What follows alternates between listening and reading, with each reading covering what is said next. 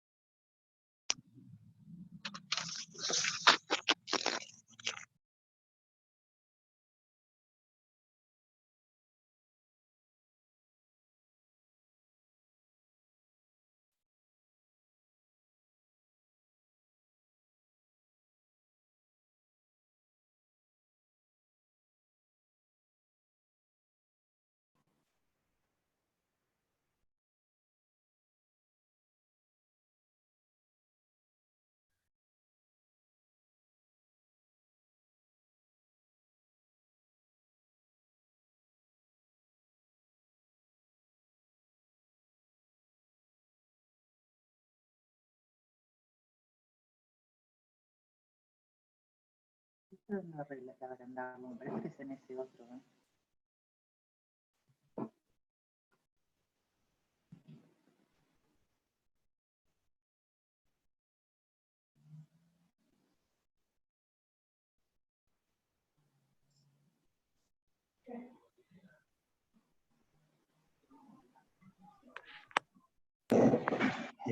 Acercate, está el micrófono abierto. Hola, buenas tardes para todos. ¿Se escucha? Sí, buenas tardes.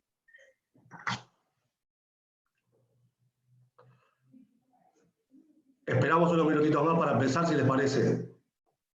No, me parece que no. Ah, ok.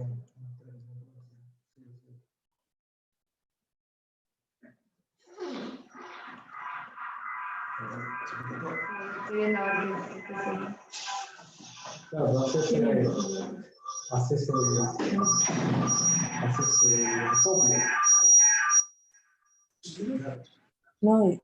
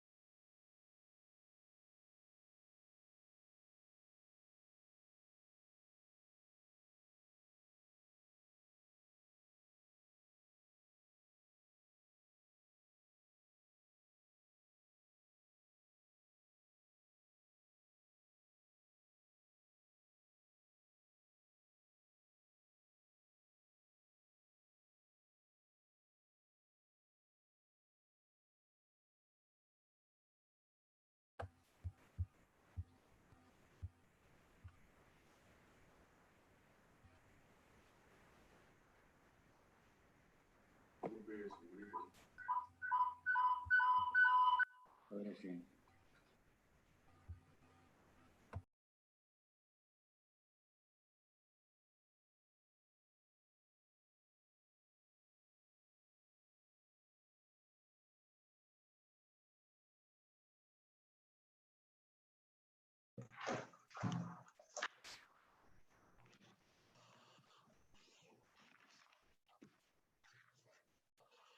Buenas tardes para todos. Gracias por conectarse. No sé si me escuchan bien. Sí, perfecto, se escucha. Bueno, primero, antes que nada, gracias Perfecto, se escucha. a todos los conocidos que están conectados y a aquellos que no nos conocemos. Nos vamos a presentar ahora. Mi nombre es Marcelo Sica, como está en la presentación, y acá estoy junto con el doctor Malovani, que vamos a compartir esta breve exposición. La hemos dividido en dos partes. Una que es una parte general, que es como una memoria explicativa de por qué llegamos a esta situación de pandemia y su efecto en la cadena de pagos de las empresas y del país en general. Y una segunda parte que hemos catalogado las bondades del concurso, donde David va a estar exponiendo y hablando sobre cuáles son las bondades que tiene el concurso como herramienta jurídica para esas empresas que están en situación de cesación de pago o que tienen problemas de liquidez. El concurso no como una herramienta para no pagar, sino el concurso como una herramienta para obtener oxígeno, aire limpio, para que esas empresas puedan tener plazos para dar cumplimiento a sus obligaciones. Y muy brevemente vamos a estar hablando de los acuerdos establecidos en el artículo 214 de la ley 18.387, como también como un mecanismo adicional. Y por último, lo que es de mi parte, solamente hacer mención a un proyecto de ley que se encuentra en el Parlamento sobre flexibilización de las normas concursales, que atiende mayoritariamente a modificar el artículo 10 de la ley 18.387 y un segundo artículo que tiene por objetivo hacer como una barrera de contención ante las solicitudes de concurso necesarios. Bueno, en cuanto a modo personal, soy abogado, soy egresado de la Facultad de Derecho, soy, al igual que David, él por su lado y yo por el mío, soy adjunto a la Cátedra de Comercio Aduanas, de la carrera de Relaciones Internacionales, y bueno, he sido exfuncionario de aduana, por lo cual, si bien hago comercial, mi mayor amor es por el derecho aduanero, pero bueno, ese amor no deja de tener amor por esto que vamos a hablar. David también es adjunto a la Cátedra de Derecho Comercial, también es abogado, la mayoría de los que están conectados lo conocen, es una persona, es bastante popular, así que él se va a presentar sola. Bueno, si quieren comenzamos un poquito con esto de las consecuencias de la pandemia y el quiebre de la cadena de pagos. Así fue denominada la charla, y las herramientas legales que pueden reconstruir una empresa. ¿Todos se escuchan bien? Sí. Se oye perfecto, perfecto.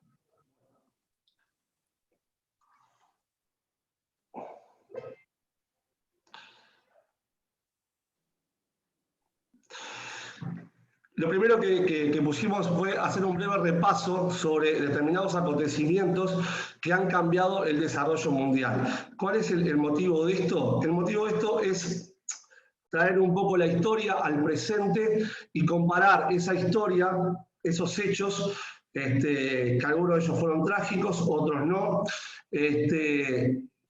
con el nacimiento de la pandemia y el coronavirus.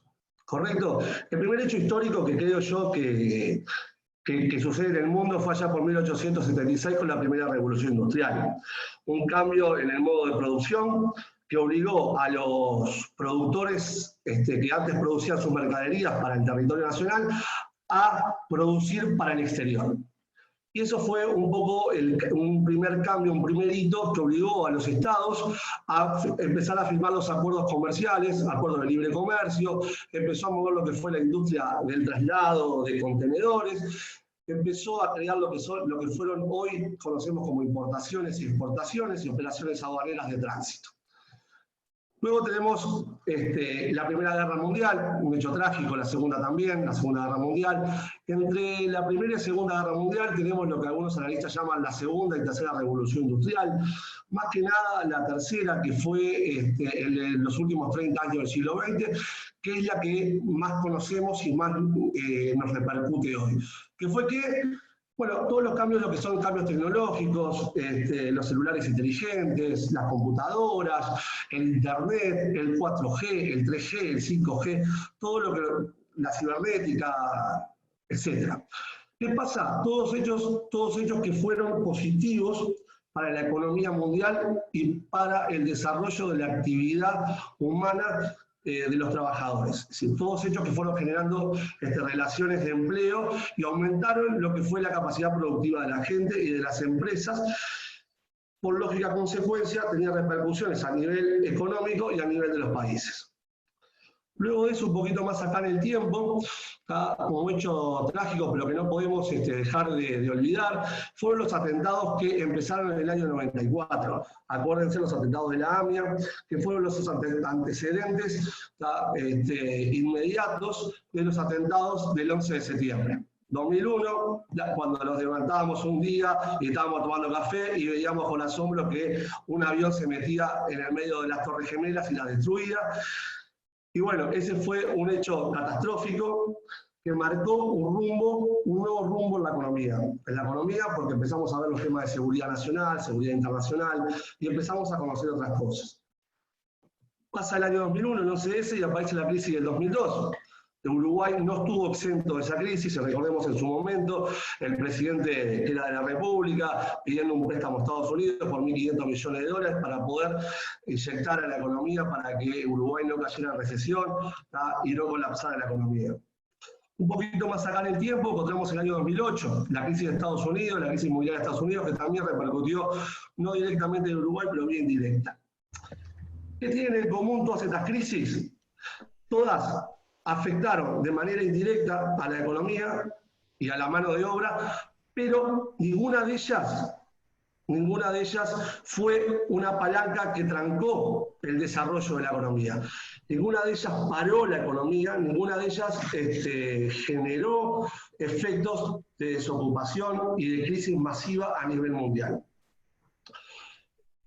En el 2019, la problemática del Uruguay era el desempleo, la seguridad, y ya se comenzaba a hablar algo de economía, el tema de un poco de la desaceleración, la micro y mediana empresa ya venía con problemas que venían arrastrando año a año, pero el efecto del dólar los iba paliando y iban haciendo un colchón de dinero. Si bien no se vendía tanto como en años anteriores, se podía hacer un colchón donde las empresas, si bien iban generando también créditos con los bancarios, tenían un colchón de dinero. Igual el problema que veíamos desde el punto de vista del orden internacional en el año 2019 estaba marcado por Estados Unidos, China, con su pelea, a ver quién ponía más aranceles unos al otro y cómo eso afectaba a la economía mundial, y el problema de Estados Unidos con Corea del Norte y el problema de Estados Unidos con México. En noviembre, un día nos levantamos, en noviembre del 2019, un día nos levantamos y nos encontramos con que había una provincia en China que se llamaba Wuhan y tenía un problema con un virus que poco se sabía de él, pero que lo único que se sabía era que mataba gente. Y en realidad nosotros, como allá en diciembre del 2019, cuando se empezó a acentuar este virus a nivel de China, no le dábamos mucho interés al mismo, porque bueno, pasaba del otro lado del mundo. Y creo que todos pensábamos, o más o menos la mayoría, no creía que ese virus iba a llegar al Uruguay, y menos a América. Pero ese virus creció, salió de China y se empezó a exportar. Y todos los países del mundo más o menos se vieron afectados por el mismo, hasta que en febrero del 2020 ya la Organización Mundial de la Salud declara al famoso coronavirus, que ya tenía nombre y apellido, ahora era COVID-19, lo declara como pandemia. La primera semana de marzo nos encontramos con que empezaron a existir los primeros casos de coronavirus, de COVID-19 en las Américas, ¿tá? Y el famoso día 12 de marzo fue cuando se empezaron a cerrar los países. Los países empezaron a adoptar medidas tendientes a proteger a sus sociedades y a su gente de la llegada de este virus. El 12 de marzo fue el primer país que se cerró, sus fronteras al mundo fue Paraguay, luego lo siguió Uruguay el 13 de marzo, Argentina, y también Perú y algún otro país más que no recuerdo de América. Pero el 13 de marzo ya teníamos los primeros casos de coronavirus en Uruguay y el gobierno adoptó medidas. La primera medida drástica que adoptó fue la restricción de la posibilidad de circulación. Es decir, declaró la emergencia nacional sanitaria y la primera medida fue la restricción de la posibilidad de circulación. Es decir, nos quedamos todos en casa. El famoso nos quedamos todos en casa. Eso a su vez tuvo otras repercusiones que ahora vamos a ver un poquito más adelante. Conjuntamente con esa resolución, esa medida tomada por el gobierno, un poco para paliar lo que se venía, toma otra serie de medidas. Por ejemplo, diferimientos de aporte del BPS y DGI para algunas empresas, un seguro de desempleo especial. El seguro de desempleo normal se amplía para todo ramo de actividad y en principio tenía su fecha para el 30 de abril y fue extendido hasta el 31 de mayo. Un cierre total de fronteras, quedamos aislados del resto del mundo y seguimos con un cierre de fronteras total, y una cuarentena obligatoria de 14 días para aquellas personas que llegaban al país, que vinieran de algún país que era de riesgo. La suspensión de la salida del país con fines turísticos. Recordemos que esto fue en marzo y poco tiempo después era la Semana de Turismo. Fue, creo que es histórico, la primera vez que el gobierno exhortaba a que no se hiciera turismo. Es decir, eso con un efecto inmediato en todo lo que es el sector turístico, hotelería y bares. Y ahí es donde tenemos el comienzo de la crisis, es decir, donde el coronavirus nos empieza a golpear. Las consecuencias de la cuarentena esta voluntaria que declaró el gobierno fue el inmediato cierre de todos los comercios. Ya el día 14 de marzo ya habían cerrado todos los shoppings, se habían suspendido todos los espectáculos públicos, el aeropuerto estaba cerrado y se produjo todo el cierre de los comercios minoristas y mayoristas. Y un incremento de la custodia de la policía en las calles que incentivaba a la gente a no salir, a guardarse en sus casas. También produjo el cierre de fronteras, ¿tá? Ese aislamiento también del país del resto del mundo. Y un aumento sostenido del ingreso de empleados al seguro de desempleo.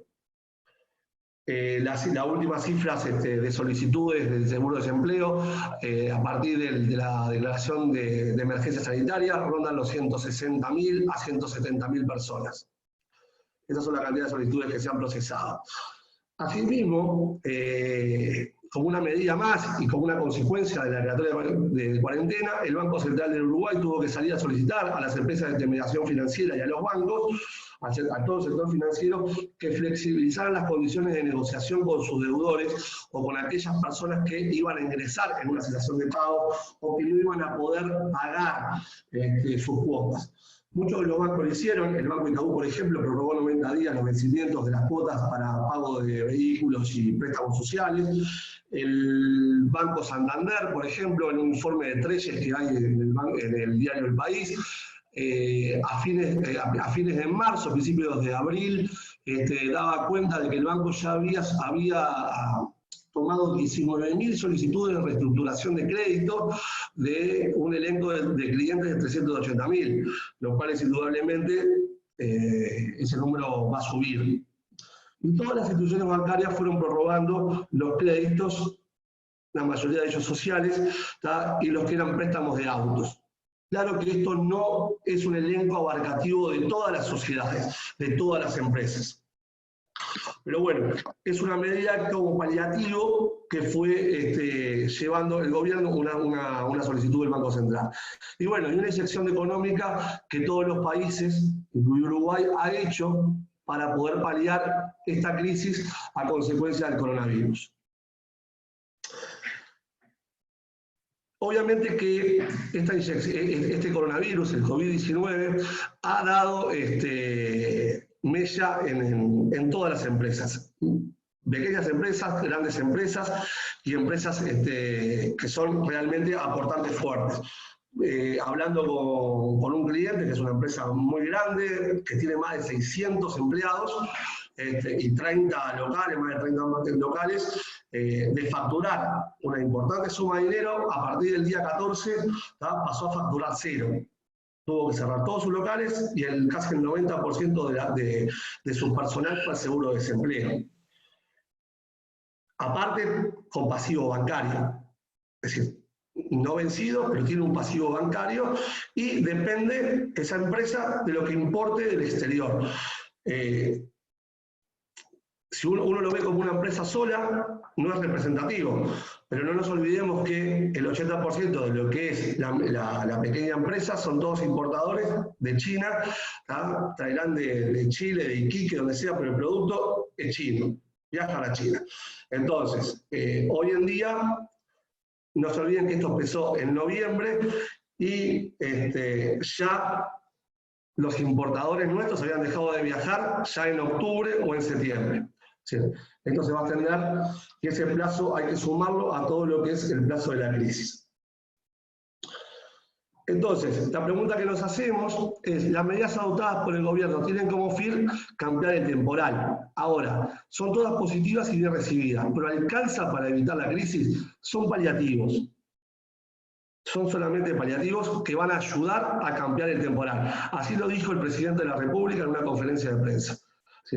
Él reconoció de que la crisis del coronavirus iba a traer perjuicios económicos a las empresas y que las medidas adoptadas eran como paliativos para ellas para cursar el temporal Por lo cual, acá es donde empieza la función nuestra, la cual vamos a hablar un poquito más adelante.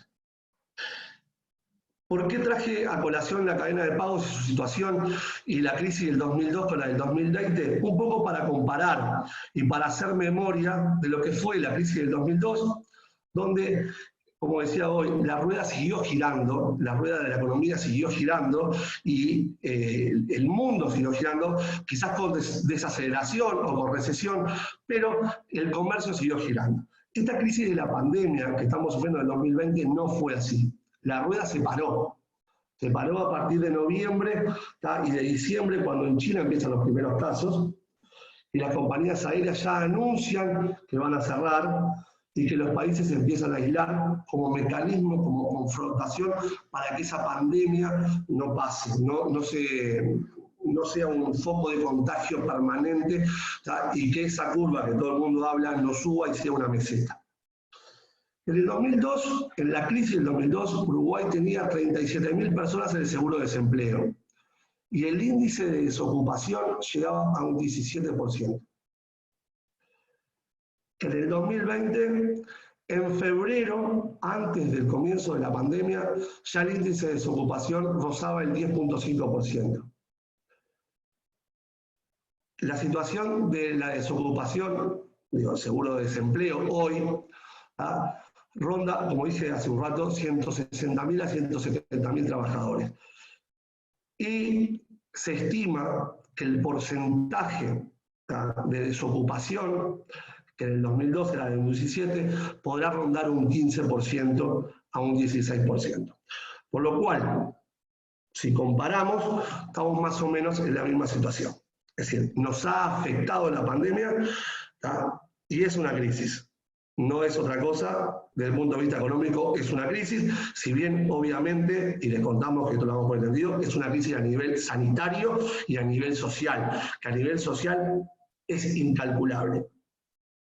Pero claro, es decir, es importante la recuperación económica para que esa recuperación social pueda ir descendiendo y pueda tener menos efectos negativos sobre la gente. A esta situación que se da de la crisis y la pandemia, tenemos que a su vez adicionar las proyecciones del Fondo Monetario.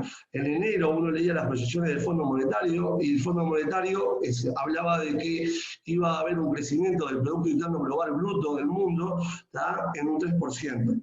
La última estimación de la proyección del Fondo Monetario Internacional fue de una caída del 3% del Producto Interno Bruto Global. Es decir, pasamos 6.3 puntos porcentuales por debajo ahora. Es decir, que ya el Fondo Monetario Internacional ya está dando una caída del Producto Interno Bruto, lo cual va a generar, obviamente, una recesión o una desaceleración de la economía un poco más marcada. Las empresas que ya venían con problemas de liquidez, porque vamos a ser claros, el coronavirus llegó en marzo, pero ya las empresas el año pasado venían con problemas de liquidez. Es decir, la frazada era corta y si se tapaban mucho el cuello, se tapaban un poco los pies y así como iban funcionando. Estos problemas de liquidez estaban que las distintas empresas tenían esos colchones de dinero que según su capacidad iban variando, pero los colchones no eran muy grandes. El coronavirus, el problema de liquidez de las empresas, las proyecciones del Fondo Monetario Internacional y la crisis a nivel mundial y la crisis que está sufriendo hoy el Uruguay a consecuencia del coronavirus, nos hacen pensar e ingresar en un cambio en el total del paradigma, una nueva realidad, que las vamos a tener que adaptar como profesionales, pero también como personas. Todos sabemos que el comercio, en su gran mayoría, salvo lo que son las grandes superficies, como los shopping, la mayoría ha abierto sus puertas. El centro se cuenta es un 86% abierto, y Paso Molino, el barrio Villa Muñoz, y todas esas zonas de grandes comercios, todas se encuentran abiertas. Ahora bien, creo yo que la apertura comercial no es el día después y no llegamos a la nueva normalidad, solamente es una apertura. Creo que las consecuencias de la crisis y su real dimensión las vamos a empezar a sentir a partir de julio en adelante, cuando empiece más el movimiento y empiecemos a ver los problemas reales de liquidez de la empresa.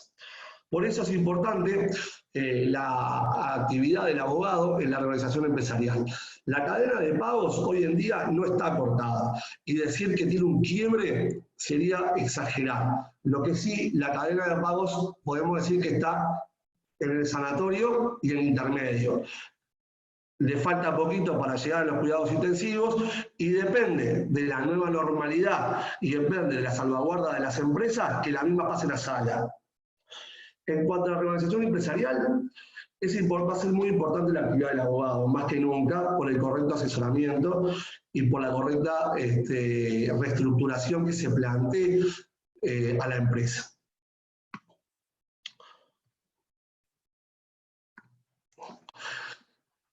Esos elementos jurídicos yo creo que están plasmados claramente en la Ley 18.386 de Ley de Concursos y Reorganización Empresarial. A los efectos de lo que estamos exponiendo, dividimos en dos partes la ley. La segunda parte, concurso de acreedores, y llamamos sus bondades y particularidades, que nos va a exponer David y nos va él a enseñar un poquito sobre el tema. Y la segunda parte, que son los acuerdos privados de organización empresarial, los famosos ATR que están previstos en el artículo 214 y siguiente de la ley 18.387. Con respecto a los mismos, y si bien se ha hablado de ellos, a veces resulta complicada su estructuración y lograr cumplir los requisitos que establece el artículo 214. Si bien los acuerdos privados de organización empresarial, y corregime David, digo si estoy equivocado, su costo es mucho menor que la iniciación de un concurso de acreedores y los tiempos de suscripción son mucho menores, el costo para la empresa es menor. Muchas veces nos chocamos que reunir a un 75% de los acreedores filografarios o subordinados resulta complicado y resulta complicado que los mismos firmen esos acuerdos.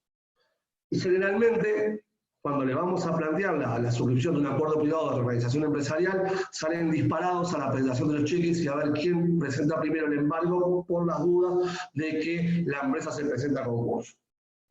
Entonces, si bien es una herramienta más que útil, a veces resulta complicada llevarlo a cabo en la práctica. Por eso creo que muchas de las empresas prefieren ir al concurso de acreedores por la cantidad de requisitos que exige la norma. Dos o tres cositas antes de terminar la exposición. No cabe duda que esta crisis padecida por el coronavirus se va a llevar puesta a más de una empresa. Más de una empresa va a sufrir directamente lo que es la crisis del coronavirus, y otros lo van a padecer de forma colateral o por efecto dominó. Lo que tenemos que tratar, creo yo, es que lograr la subsistencia de la empresa. La subsistencia de la empresa desde el punto de vista económico implica su subsistencia desde el punto de vista de todos sus efectos que la misma da. Más que nada para lograr que la mano de obra que hoy está en el seguro de desempleo vuelva, y que se vuelva a girar esa gran rueda que es la rueda de la economía y la rueda de la sociedad, y que podamos cambiar este temporal todos juntos. Va a depender de nosotros, del correcto asesoramiento de los profesionales, el futuro de dichas empresas. Por último, un proyecto de ley, el que, si alguno no lo tiene claro, que se presentó ante el Parlamento, es un proyecto de ley que busca la flexibilización de las normas concursales. El artículo primero establece que durante la vigencia del estado de emergencia sanitaria y hasta 120 días posteriores a la finalización del mismo, prorrogables por resolución del Poder Ejecutivo por 60 días más, el deudor que se encuentre en estado de insolvencia no tendrá el deber de solicitar la declaración de concurso a que refiere el artículo 10. Claramente lo que está haciendo el artículo 1 es modificando el artículo 10 de la ley 18.387, en cuanto y en tanto el artículo 10 obliga al deudor que conoce su estado de insolvencia a presentar su concurso o pedir el mismo dentro de los 30 días siguientes.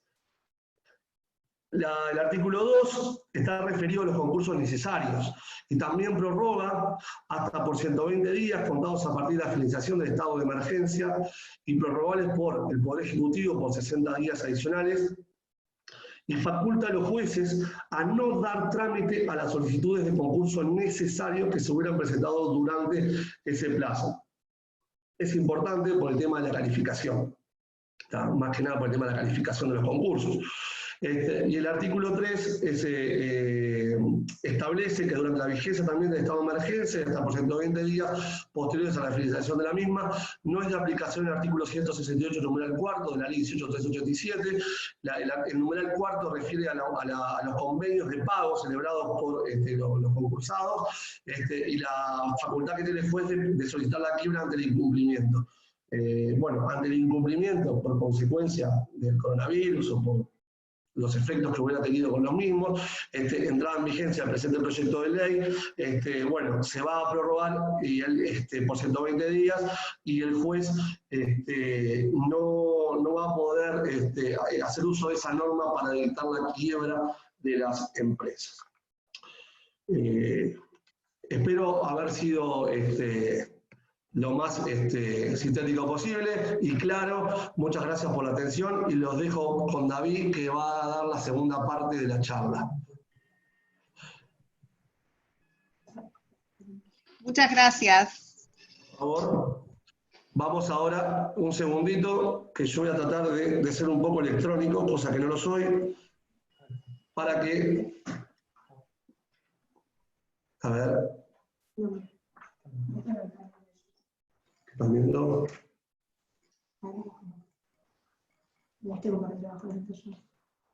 Anda del otro lado. Ahí. Esa es la pantalla. Ahí va. Ahí va. Bueno, muchas gracias por la atención, que pasen muy bien, los dejo con David.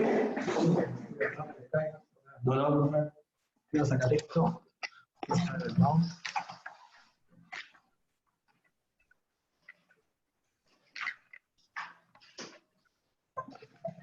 para no aburrirlos, vamos a dejar las presentaciones para después.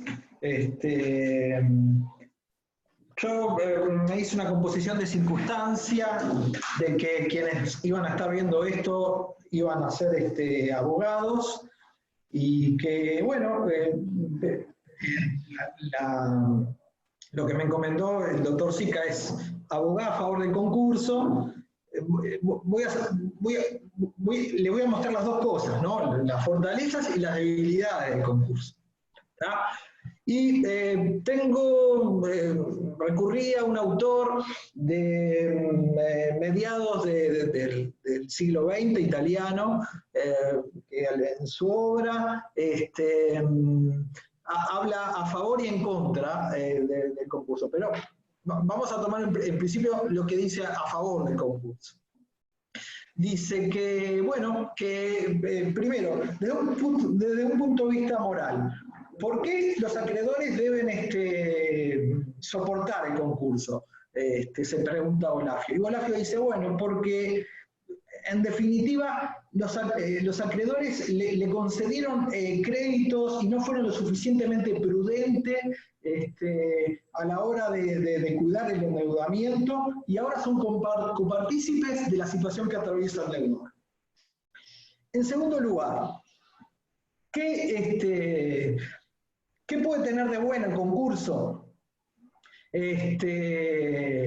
Bueno, es una cuestión también para el profesional y para el empresario de salud mental, ¿verdad?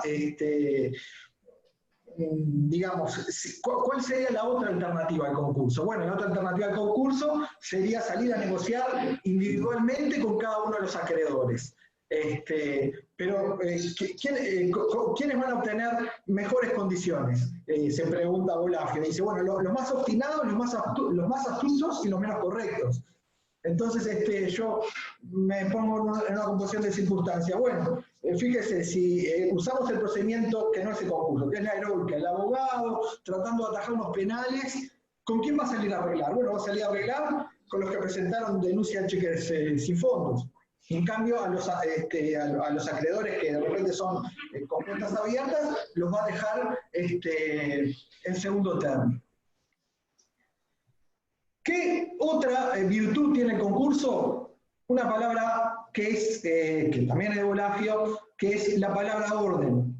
Es un procedimiento ordenado a los efectos de, ya sea, llegar a un acuerdo con los acreedores, con la mayoría de acreedores, o, si las cosas no vienen bien, que se liquide la masa activa. ¿Qué pasaría si no recurriésemos al concurso? Y bueno, lo que es dable de esperar es el fraude. O sea, el deudor se pondría a pensar, bueno, me van a pagar el auto, voy a perder la casa, no voy a dejar que esté a mi nombre, voy a recurrir a un testaferro, le voy a poner el auto a nombre del testaferro, la casa, bueno. Entonces, esa alternativa con el concurso podría evitarse. Lo puse en las fortalezas y esto es una debilidad, porque como bien dice Bolafio, el concurso es revelador. ¿Tá? En el momento que una empresa pidió el amparo del concurso, se presentó, bueno, ya sabemos la situación económica que la van a ver todos las personas que concurran al juzgado y vean los estados contables. Dice Bolafio que bueno, que en definitiva es un sacrificio que hacen los acreedores cuando alcanzan un convenio con el deudor. Pero es un sacrificio limitado. En cambio, si fuésemos por la vía de la liquidación de la masa activa, el sacrificio seguramente sea del 100%. Y tienen que entender todo el mundo que entiende en una situación de dificultades empresariales que la industria del comercio es azarosa. Cambio de autor y termino con esta primera parte que es el tema de la viabilidad. Otro autor italiano, Moza, dice, si la empresa ha muerto, no lo sometamos a un convenio que simplemente va a retardar la agonía.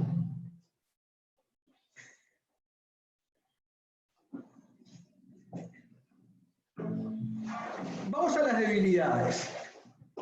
Bueno, muy bien.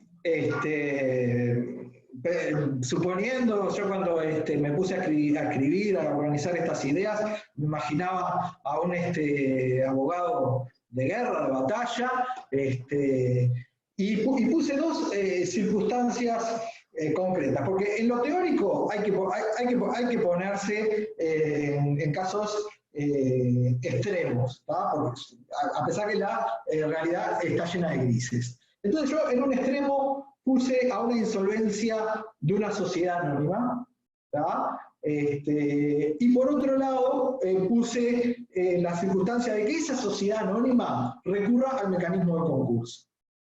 ¿Qué pasaría con la sociedad anónima que atraviesa una situación de insolvencia, pero no recurre al mecanismo de concurso? Bueno, ya sabemos lo que son las ejecuciones individuales y el hecho de que la empresa en algún momento deje de existir. Basta con que venga un abogado con un camión, levante todo y se termina la empresa. ¿Ah?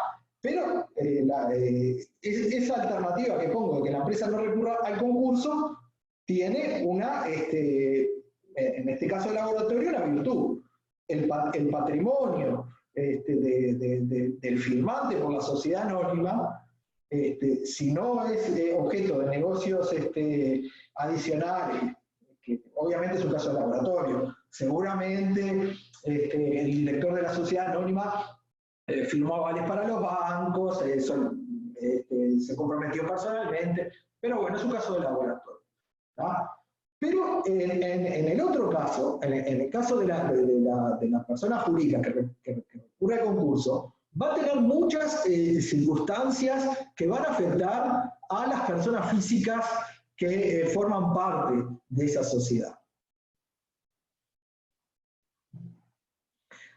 Una de las consecuencias son las clásicas, potenciales. En el caso del deudor persona física, la intervención de las comunicaciones, que en la práctica era muy posible efectuarlo en la época de las leyes de 1807, en el Código Napoleónico, o en 1865, simplemente diciendo, bueno, si interviene la correspondencia,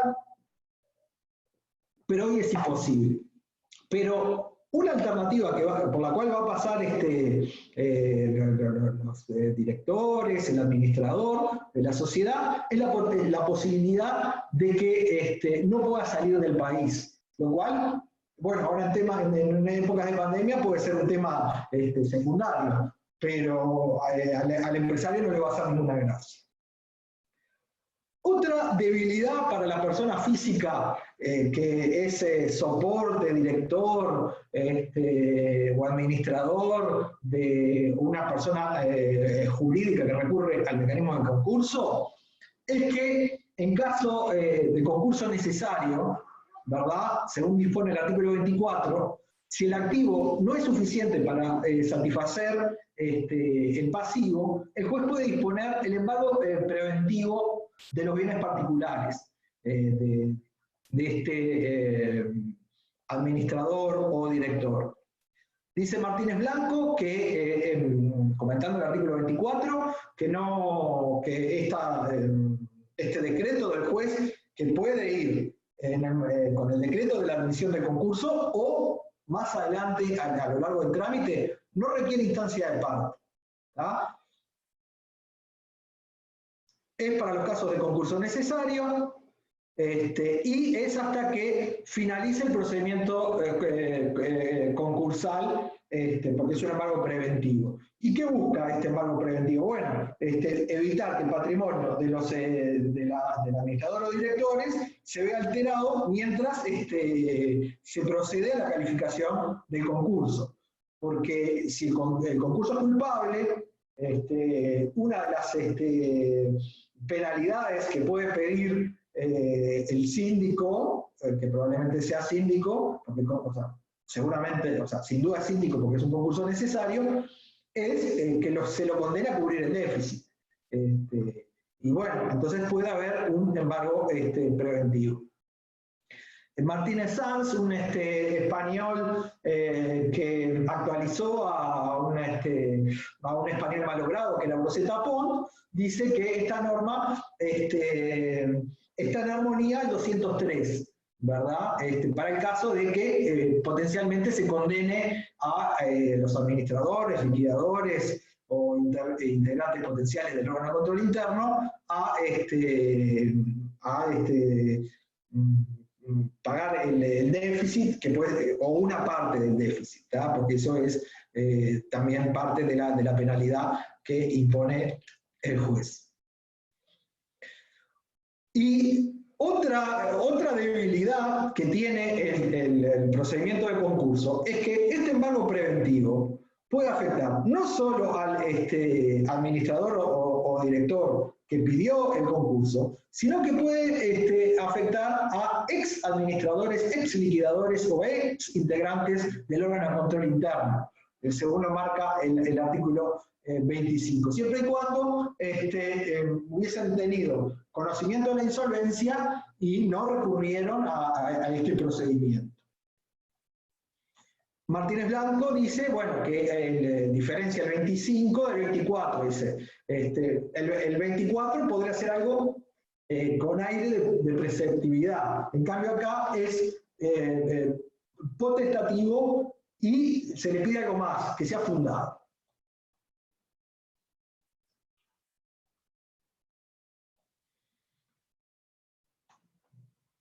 Y para ir a la segunda parte de la exposición, dentro de lo que podríamos llamar debilidad de la serie de circunstancias del ecosistema de concurso, son cómo le va a cambiar la vida al empresario si se admite la gestión. El principio general lo tenemos en el artículo 44. Que nos dice que, en principio, la declaración, la admisión del concurso no supone el cese de la actividad del deudor, salvo que el juez disponga lo contrario, lo podrá hacer en cualquier momento a solicitud del deudor, de acreedores, del síndico, del interventor o de oficio.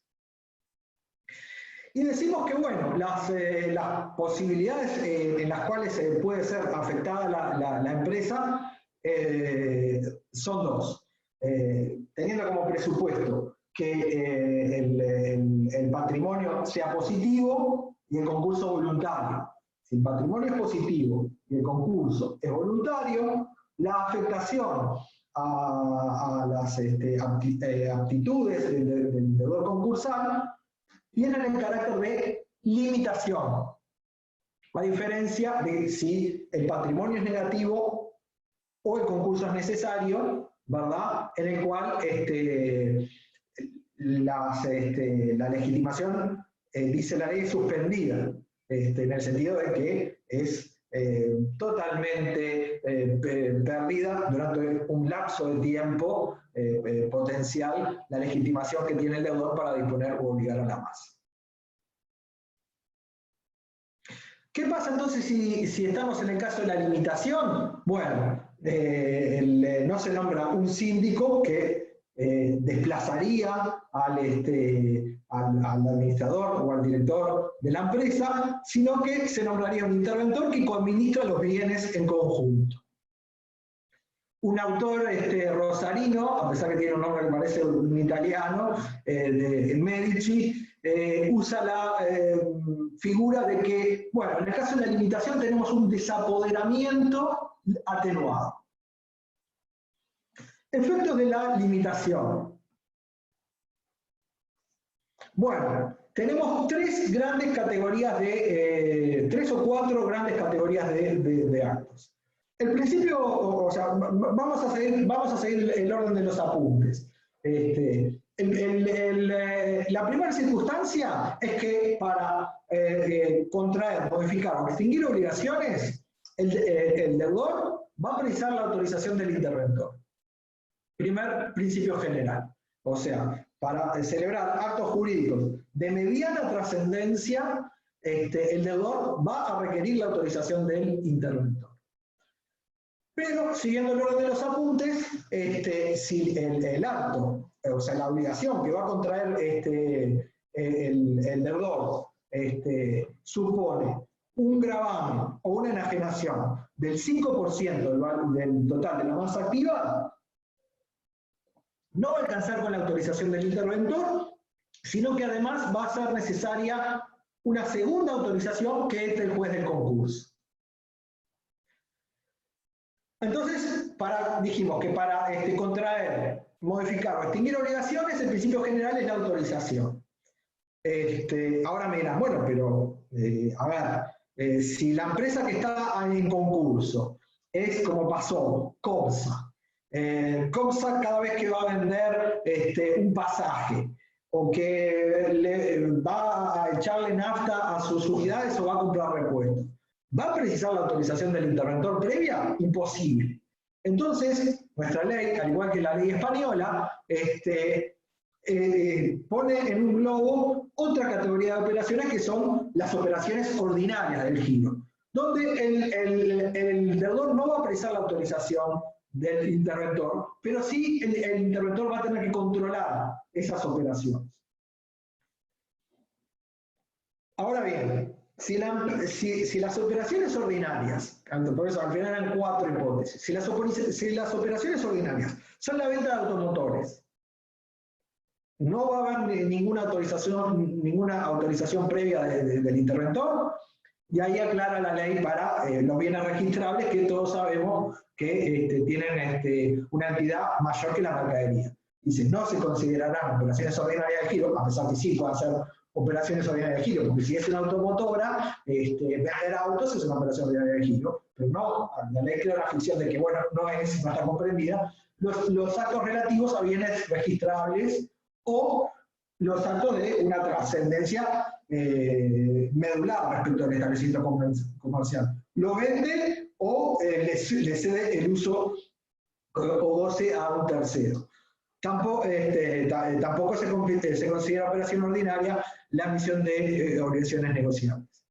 Mi compañero de trabajo, el doctor Daniel Germán, en una obra memorable de la materia, alerta en estas cuestiones que están tanto en la ley española como en la uruguaya, la imprecisión del término operaciones ordinarias del giro del deudor.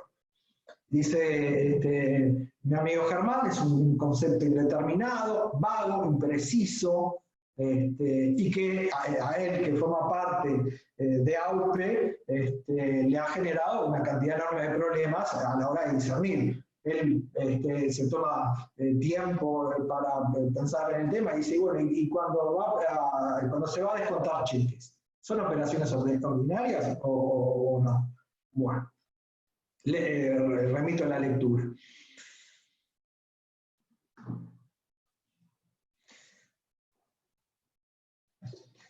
Bueno, nos quedan, respecto a cómo afecta a la organización de la persona jurídica, la circunstancia de que el concurso fue voluntario, que el activo es mayor que el pasivo y que se nombró a un interventor. Bueno, los órganos de la persona jurídica se mantienen en funcionamiento, ¿verdad?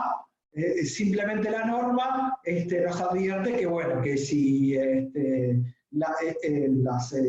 ese órgano no permanente, que es la reunión de socios o la asamblea, que es convocada naturalmente por el órgano, por el administrador o el directorio, va a precisar además la autorización del interventor.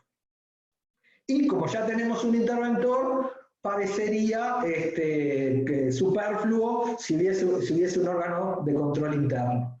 Entonces podría llegar a suspenderse mientras está afectado por esta situación del concurso. Un beneficio adicional que tiene la presentación del concurso voluntario es la posibilidad de pedir alimentos. que también se podrían pedir en el caso que el concurso fuese necesario, pero es necesario que obviamente el activo sea mayor al pasivo. Y si obtuviese este derecho de alimentos, el deudor podría seguir cumpliendo con las pensiones alimenticias que pudo haberse comprometido como persona física. Lo pasé por arriba y ya no me aparecen los apuntes, se ve que lo omití. El otro gran beneficio de la presentación voluntaria del concurso es que se evita la presunción simple, que admite el prueba en contrario, de culpabilidad del concurso.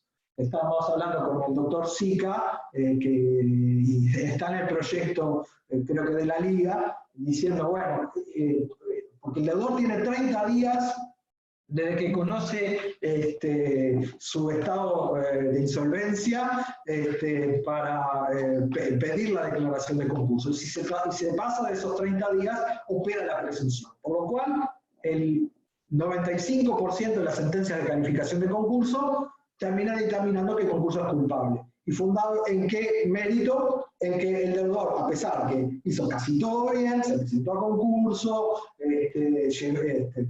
potencialmente pudo haber llegado a un acuerdo no muy beneficioso con los acreedores, pero igual el concurso se lo califica como culpable. Y por último, porque estamos en los últimos 5 minutos de lo que nos habíamos propuesto, obviamente las consecuencias de la suspensión de la legitimación del deudor, que es en el caso de que el patrimonio fuese negativo o el concurso es necesario, es decir, no fue pedido por el propio deudor, sino que fue pedido por una de las personas señaladas en la ley, a cuya lectura remito, bueno, las consecuencias van a ser muchísimas más duras.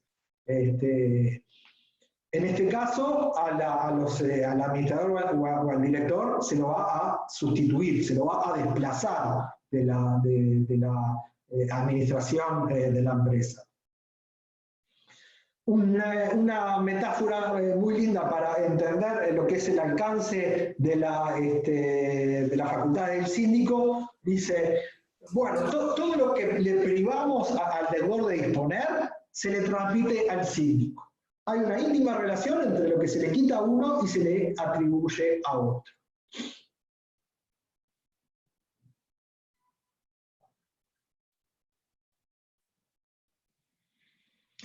Consecuencias de la suspensión, artículo 46. Bueno, ya el deudor ya no puede disponer y obligar a la masa. Si se quiere obligar a la masa, si se quiere obligar, o sea, si se quiere crear obligaciones contra el activo de la empresa en dificultades, es ineludible el consentimiento del síndico. ¿Qué pasa si el deudor igualmente celebra actos? Bueno, se dice que no son nulos, pero son inoponibles a la masa. Esta ineficacia a la masa, esta ineficacia de los actos respecto de la masa, incluye los actos unilaterales, aceptación o repudiación de herencias, legados o donaciones.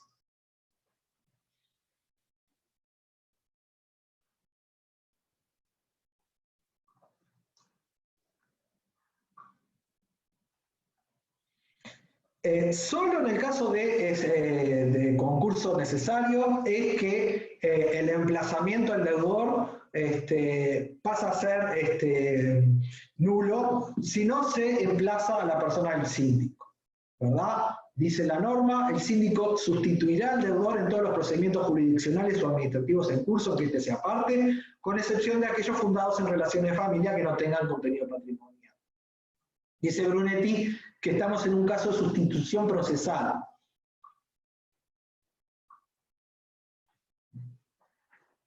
Y una consecuencia es que ya en el caso de suspensión de la legitimación del deudor para disponer y obligar a la masa, tampoco el deudor puede cobrar las obligaciones que se le adeuda.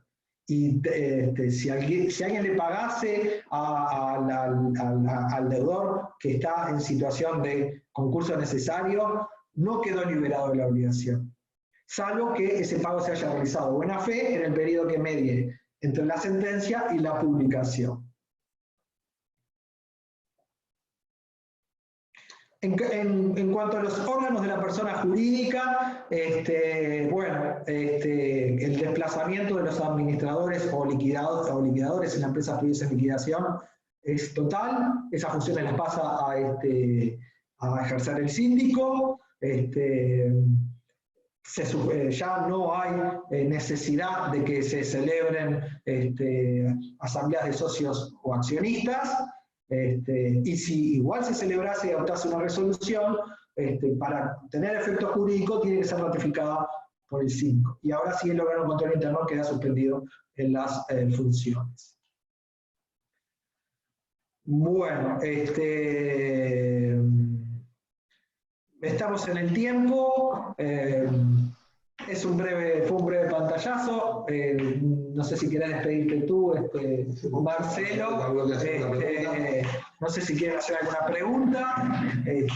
Bueno, estamos a las órdenes. Si alguno fue lo suficientemente raro para decir, qué buenas citas, pero las leíste muy rápido, pasaste por arriba, bueno. Si ustedes googlean Weebly, Derecho Concursal, acceden a todas estas citas. Tengo un blog donde todo lo que he compilado a lo largo de estos 30 años en materia de Derecho Concursal está colgado ahí. Estudien, como decía un famoso sabio, ve y estudia. Bueno, muchas gracias. David, pregunta. ¿Se puede? Sí, mientras no se corte. Escuchame una cosa. Respecto, entre los acuerdos privados de reorganización y concurso de acreedores, ¿cuál entendés entonces que tenga más ventajas para el deudor? Me haces una pregunta muy fácil. ¿No? Ok. Es fácil. Es bueno. Anecdóticamente, el acuerdo privado de reorganización no estaba en el proyecto. En el proyecto inicial que fue elaborado, esa sección no estaba, fue agregada a último momento. El acuerdo privado de reorganización tiene dos modalidades, ¿verdad? La que está sujeta a homologación judicial y la puramente privada. La puramente privada es enormemente análoga al concordato privado del año 26. Y ya el concordato privado del año 26 era mirado con un enorme desfavor, fundamentalmente porque no concedía la moratoria provisional. O sea, mientras vos estás haciendo el juego de notificaciones a los no adherentes, y los no adherentes de repente se te oponen, pasa lo terrible que te viene un acreedor, quirografario, porque uso la palabra quirografario por llamarlo de alguna manera, con un camión y te vació la empresa. Entonces el acuerdo puramente privado no funciona en la práctica. Nosotros tenemos un procedimiento en el Uruguay que está inspirado en el proyecto rojo de España, que tiene un nombre, que le llamamos concurso. ¿Tá? Yo le encontré un antecedente en un pensamiento, ¿me siguen viendo? Sí, en un pensamiento de Thaler, y le encontré un antecedente, debe ser porque muevo la mesa, en el pequeño concurso del cual había escrito Bolafio, la pequeña quiebra, y Bolafio había dicho, mire, la pequeña quiebra no es una quiebra, está mal que la llamamos quiebra, es un procedimiento, donde hay una etapa de convenio, a la espera de que se pueda obtener las mayorías, le concedemos una moratoria provisional, se suspenden las ejecuciones, como contrapartida se lo somete a la empresa una serie de interdicciones, pero bueno, durante ese tiempo el patrimonio está más o menos inalterado. Y bueno, se le da un tiempo para que se obtengan las adhesiones, que generalmente en la enorme cantidad de los casos se alcanzan antes de la audiencia, ¿verdad? Antes de la audiencia se presentan las adhesiones, y si se presentaron las adhesiones y la empresa es viable y los informes de la administración de concursos son favorables, bueno, tenemos la novación, ¿verdad? Tenemos quitas y tenemos esperas. Y las mayorías que se precisan para la etapa de convenio, salvo cosas propuestas muy leoninas, son aceptables. Es la mitad del pasivo quirografario, ¿verdad? En cambio, como bien señaló el doctor Sica, los APR nos piden 2/3 partes. ¿No? 2/3 partes hay que alcanzarlas extrajudicialmente. Después que las alcanzás extrajudicialmente, tenés que, en el caso del sujeto a homologación, tenés que tramitar la homologación y en el interín pueden darse circunstancias desgraciadas. Por eso yo los aburrí un poco con algunos comentarios de Volagio al inicio, pero el orden, la protección, el amparo judicial, la alerta temprana, son todas cuestiones que solo se pueden encontrar en esto que llamamos concurso. ¿No? Lo llamamos concurso, que para nosotros nos suena a ejecución colectiva, tiene el mismo nombre que en el Código General de Proceso llamábamos a la ejecución colectiva, pero no es una ejecución colectiva. Tiene una etapa de convenio, en la ley no se usa la palabra etapa de convenio, pero ya el decreto dice, no, hay una etapa de convenio, y después, bueno, si no se alcanzaron las mayorías, y se celebró la Junta de Acreedores, ahí se dispone la liquidación de la pasantía. Bueno, no sé si... Claro, claro. Muchas gracias por tu dedicación. Bueno, no sé si tienen alguna otra pregunta, alguna otra cuestión. Bueno, contamos hasta 5, 1, 2, 3, 4, 5. Bueno, muchas gracias por la paciencia. Bueno, muchas gracias a todos, gracias por el tiempo, por expresarnos el tiempo de ustedes. Y bueno, cualquier consulta por intermedio del colegio estamos a disposición, ya sea David o quien les habla. Nuevamente, gracias y por la paciencia, que pasen lindo. Y bueno, y buen retorno a la actividad que nos espera a partir del lunes próximo, que no es menor, después de tantos días de la actividad y de estar guardados, un poco el ejercicio de la profesión nos va a servir a todos. Creo que respirar un nuevo aire. Y bueno, que sea para bien y que todos logremos lo mejor de aprender de esta crisis y que sea positivo, no solamente como personas, sino como profesionales. Que pasen muy bien y gracias de mi parte también. Gracias. Gracias. Apuntamos ahí.